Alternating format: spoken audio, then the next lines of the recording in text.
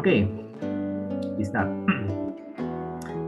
Okay, in this meeting we will cover many concepts. So I hope that we can finish in time. So first, we will review again the types of data and level of measurement. And then we already got this concept actually in our previous material, but we just review a little bit. And then we continue with how we create a graph to describe the categorical variables. And we also will cover how we create graph to describe the numerical variables. Okay, start from line chart and other graph also. Okay, and then we will cover some technique how we describe relationship among variables. Okay, in short, this is the topic that we will discuss for today. And okay, this is just a review. So data in conservative definition, I believe, because if we see for today, data can be in many types. As we talk today and the server record our discussion, that file recording also is another type of data. So video also a kind of data, because data, in short, we can define it as anything that we get from the object we want to observe. Okay, so if you observe some objects and you get video from that object, then that video is also a data. Okay, and if you record something, if you have some interview with someone and you record the interview and the recording is in the form of audio file, then that audio file also another type of data. Okay, but if we focus on definition in conservative way, data can be classified into these two types, categorical or numerical. Okay, and numerical, if we see deeply, it can also be splitted into two types also. The first one was in form of discrete type, and the other one in continuous type. Okay, I think categorical is clear enough. Marital status is categorical, right? Having PC, yes or no, is also another example of categorical variable, categorical data, and so on. Okay, for numerical, we have number there. Number in numerical data should be the real number, not some codes.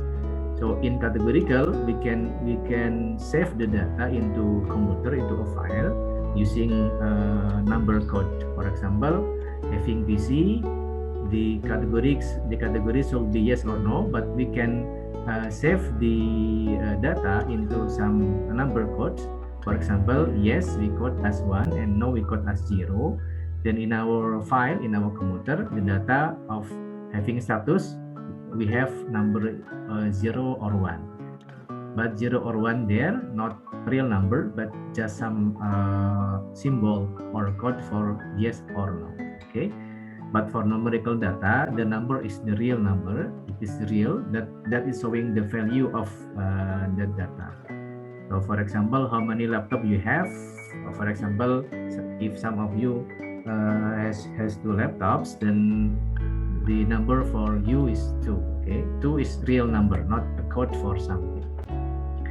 And continue also a number. The difference between this discrete and continuous is on how we get the value.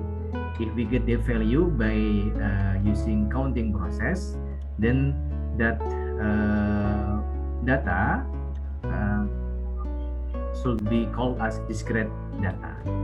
So for example, how many laptops you have to count, right? 1, 2, or and so on.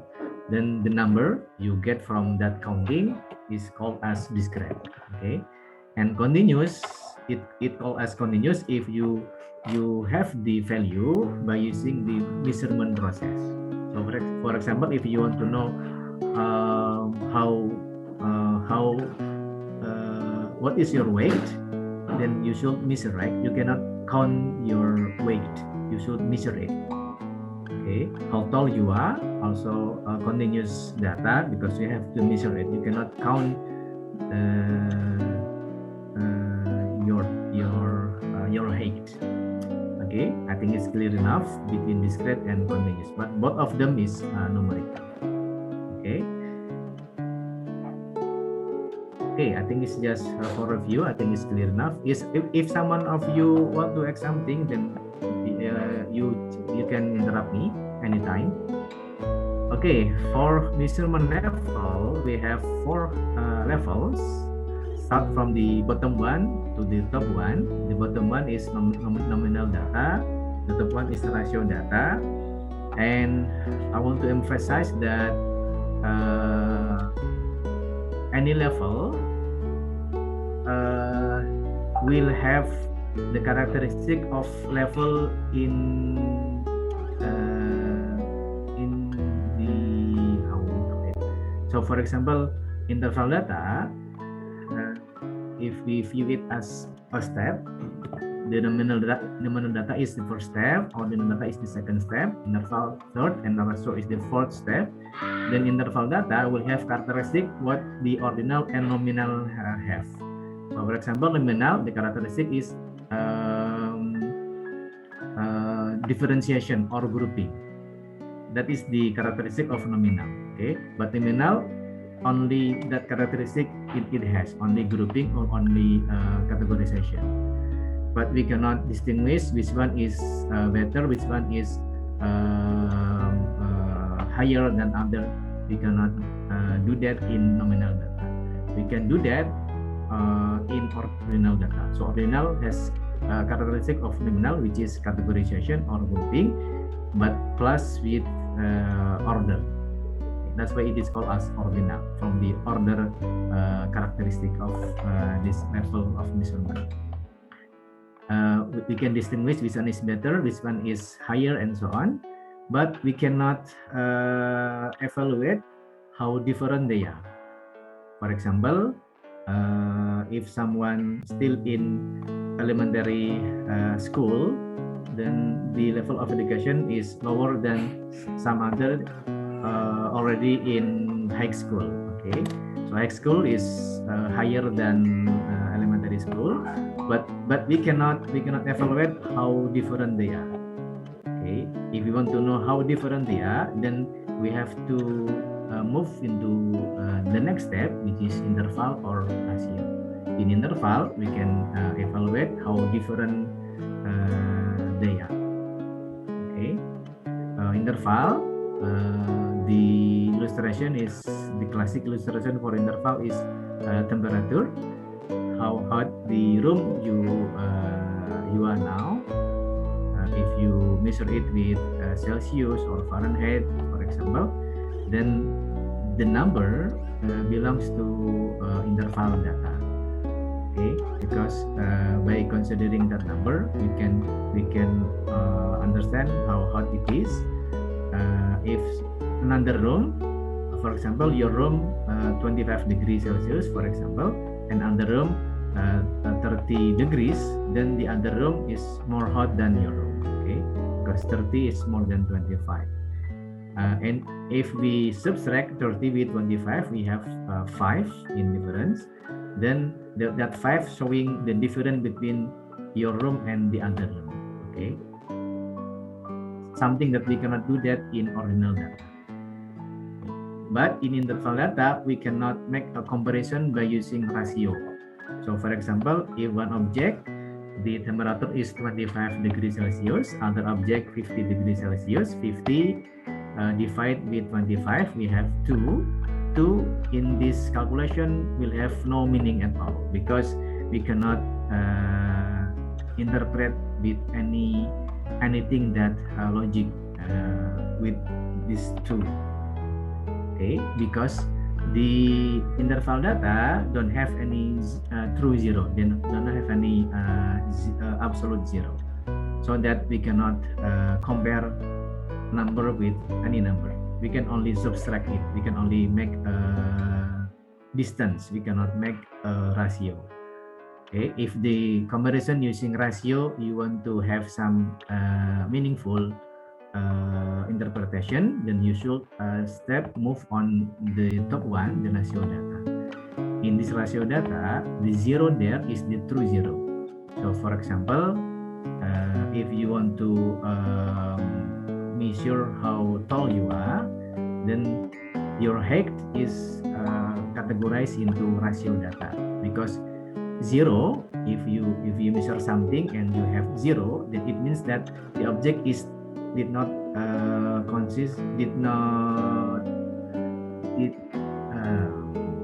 zero weight. There is no object with zero weight. Okay, zero height. Okay, so that if someone has height, for example, 1 meter, for example, and some other 2 meters, 2 divided with 1, we have another 2 for the ratio. These 2 we can interpret as the second people is twice taller than the first person. Okay, because 0 in height means that there is no person at all. So we can refer to 0 as the standard to compare one number with another number. Something that we cannot do in interval data. Okay, that is the review of also about the measurement levels. Okay, this is the illustration for this 4 measurement scale. I think I just skip it. Okay. This is the material for this week actually. So how we describe using graphics. Why we use graphic for describing data? Because there is some assume that if you can picture something, then that picture will tell us more than 1,000 words. Okay. For example, if I want to know how beautiful is Kuala Lumpur, maybe some of you stay in Kuala Lumpur, maybe. If I hear only someone talking about how beautiful Kuala Lumpur, then the impression will be better if I was given with the picture of Kuala Lumpur, so that I can see from that picture how beautiful is Kuala Lumpur. Okay, so if we can make a picture from data, then that picture will tell us more about the data we picture it. Rather than observing the number of data or the categories of data, then it is better our understanding for that data if we can picture it. That's the idea behind why we want to present graph or graphic for our data set. Okay, unless you have a very specific capability to understand data in raw form. Raw form means still in number or still in text. You can understand what is the data talk to us. Then it's another story. But I think in general we can understand better if we see the picture of data by using graphics. Okay, graphics or table. Some data can also be described into table. And the type of data is we use depend on the variable we want to describe, we want to summarize. Because some data or some variable to be precise should be described into specific graph, and other variable should be with other type of graph. So it depends on the variable we want to describe. In short,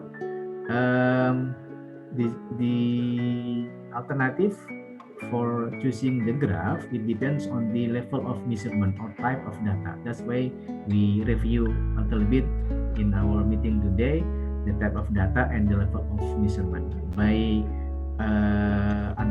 by understanding that our variable belongs to some type of data, then we can choose correctly what type of graph we have to use to present that data.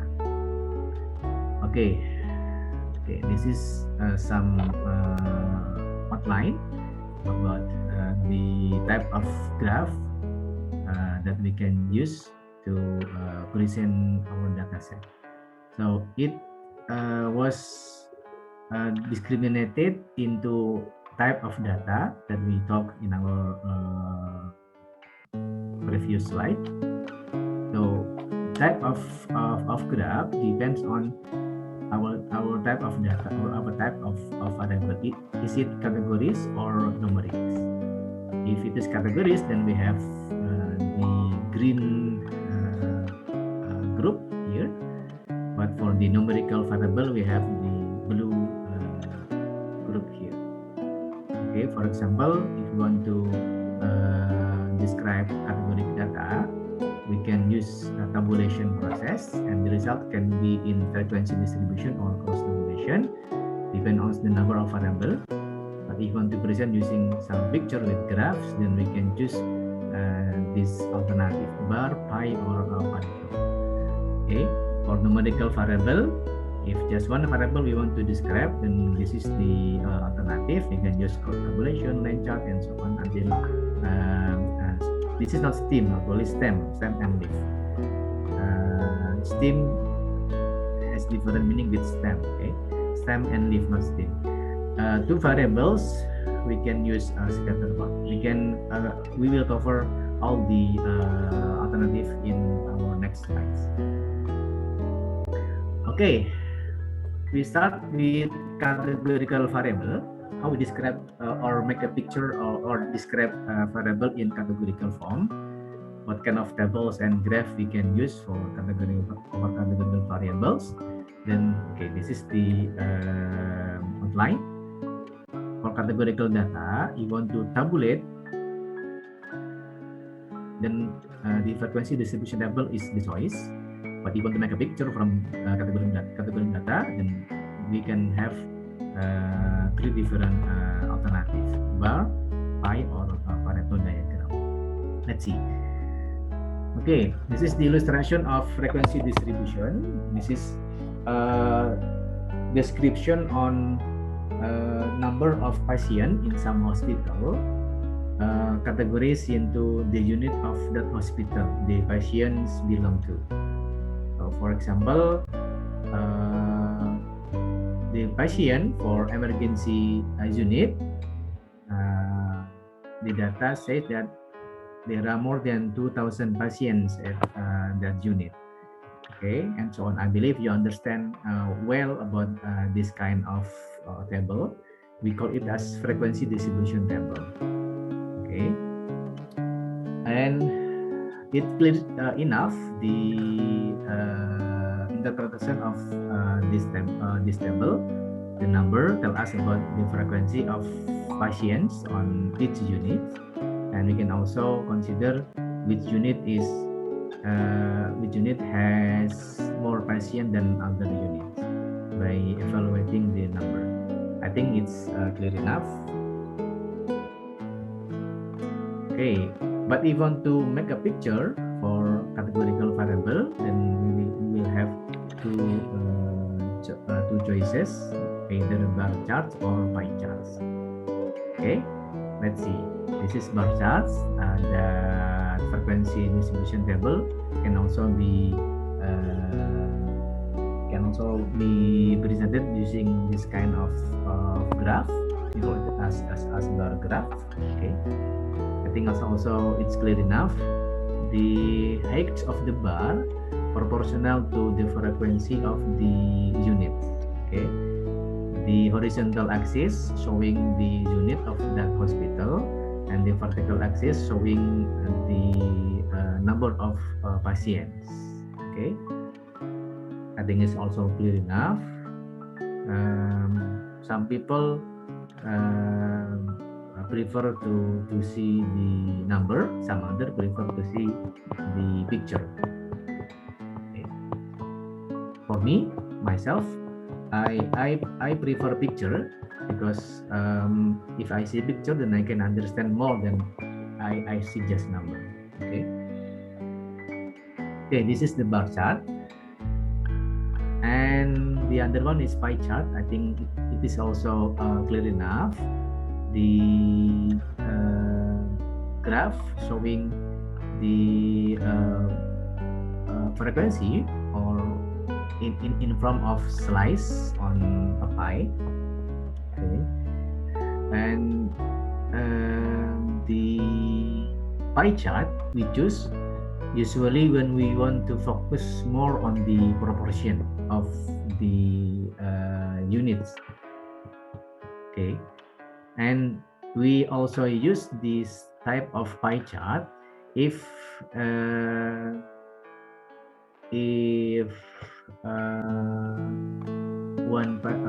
if there is no okay, if we imagine that we do some interview, we ask something to the respondent. Sometimes we ask question with multiple choice, and the respondent should choose only one choice from that multiple choice. Okay, and the other question, sometimes we give multiple choice to the respondent, but the respondent can choose more than one choice from that question. Okay, for presenting the pie chart, then we cannot use the question with multiple answer.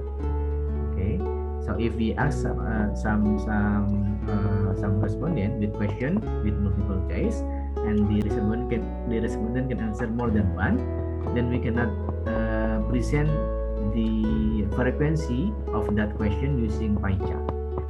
Okay, because pie chart should be presenting for variable or for question that has only one choice. Okay, so for example,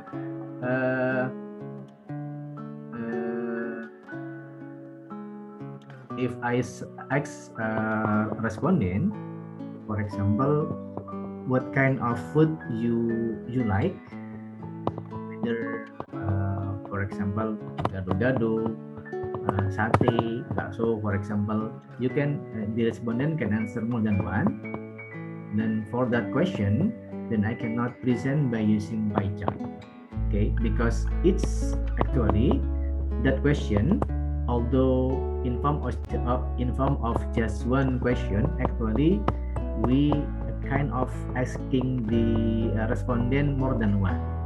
So for example, if I ask respondent what kind of food you prefer, is gado-gado. If we provide with choice of gado-gado, sate, and bakso, for example, and the respondent can choose more than one. Actually, we ask the respondent 3 times, not just one. 3 times, because we ask, do you like gado-gado? Do you like bakso? Do you like sate?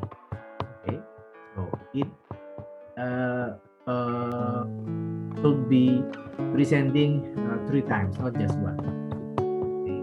But if we ask with question, but the respondent should answer only one choice only, then for that question we can use pie chart to present with that. You understand my point? For the multiple choice and the respondent can answer multiple answer, if you want to describe using a picture, then you can choose bar chart to present your data. So for example, here you can put for example with my illustration before, gado-gado, bakso, and sate, and the bar of the frequency will show us about the number of respondent prefer that food. Okay. There is no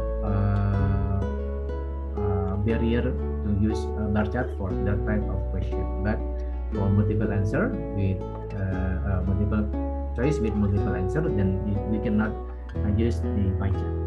Okay, just want to emphasize it in case if in the near future you will have some survey, for example, and want to present the data, just be careful of what type of graph you use. Okay, that's by the chart. Then the next one is Pareto diagram. Pareto diagram actually is bar chart, but we manipulate something with the presentation. Okay, I will show you the illustration, so it will give you better understanding on the concept of Pareto diagram. And Pareto diagram, as for the information, usually used by a company who produce product, and they evaluate the quality of the product, and sometimes they found some defects on the product, and the defect of course should be evaluated what kind of error that make the product become defect, become not in good quality. So for example, this is a report from some company. They experiencing 400 product that categorized into defects, and this is the source of the manufacturing error. This is the kind of frequency distribution, and if we use bar chart, we can see something like this. Okay, something like this. Okay, but usually in quality control process, we not use that type of presentation. But first we sort the table according to the number of defects in descending order usually, so that the top one should be the source of manufacturing error that make the most number of defects. Okay, and the last and the bottom one should be the source of manufacturing error that make the less number of defects.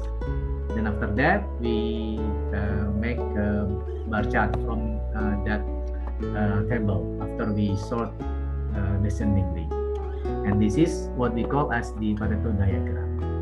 The Pareto diagram in short is a bar chart, but we already sorted the frequency, start from the largest one into the smallest one. So by seeing this Pareto diagram, the manufacturer, the company can directly see what kind of error, source of error that make the product into defects mostly. You can see from this evaluation that okay, this is the poor alignment that make the defects that makes many products into not in good quality. And after that, it is plain flow and so on and so on and so on. So if the company and if the manufacturing want to make process better, then they can focus on the left part of the diagram first by giving a solution from that problem. Then the number of defects will be dropped drastically, rather than focus on the right part of this diagram. That is the concept of Pareto diagram. Okay, I think it's clear enough.